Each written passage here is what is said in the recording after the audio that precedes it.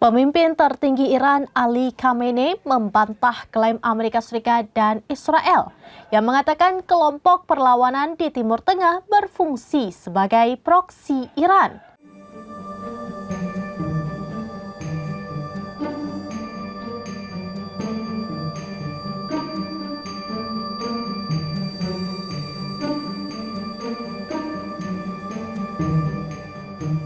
Amerika Serikat dan Israel mengklaim Iran terus kehilangan proksinya di kawasan itu setelah Israel menyerang Hamas di jalur Gaza, Hizbullah di Lebanon, Houthi di Yaman, dan kelompok lain di Suriah dan Irak.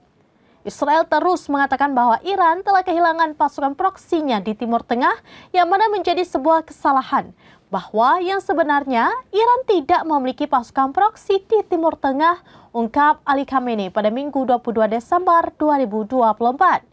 Ali Khamenei menjelaskan bahwa Houthi, Hamas, Hizbullah, dan kelompok lainnya melawan Israel karena keyakinan serta kepentingan mereka sendiri dan tidak bertindak atas nama Iran.